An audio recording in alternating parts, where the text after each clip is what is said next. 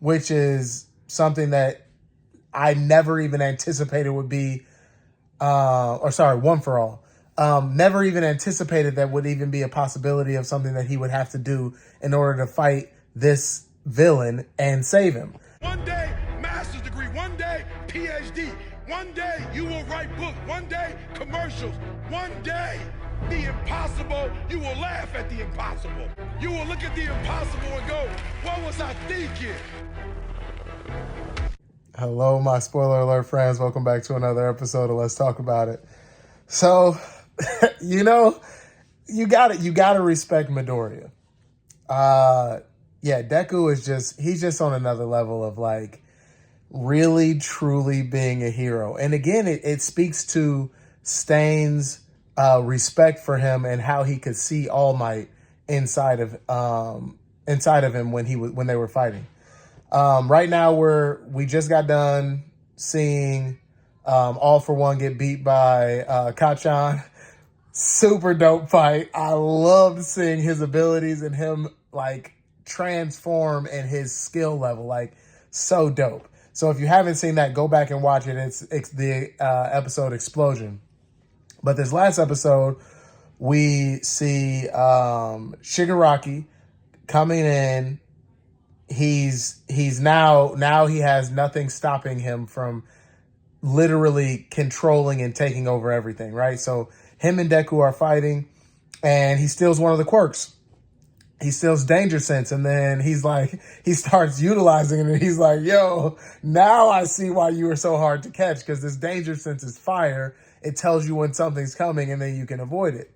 So he's basically a super-powered menace at this point, and it's funny, like during the battle, he's having a conversation with Deku, like not a conversation, but like he's saying things to him, and he's like, you still think that I'm a human, like I'm still like this regular dude, but he's like, you're wrong. You have this idea of who I am and what people are, but you're wrong. But I don't think he's wrong, and Deku is about to find that crack. So it's basically coming to the point where it's like, well, it's not even a basic thing. It has come to the point where Deku has to give up All for One, which is something that I never even anticipated would be, One for All. Never even anticipated that would even be a possibility of something that he would have to do in order to fight this villain and save him. Now, if he wasn't trying to save him, maybe it would be a different story, but that's what I mean about Deku. He is literally a hero through and through. He's like, there's a scared little boy inside of him. And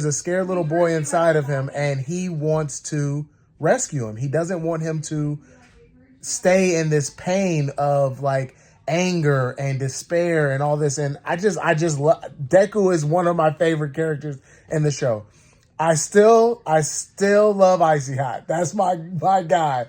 Grape Juice, that's my guy. But Deku, those were my top three this whole time. Grape Juice just because he's funny and I just think it's hilarious. Todoroki, because I can relate to him, right? And Deku is just like that super admirable character in the show.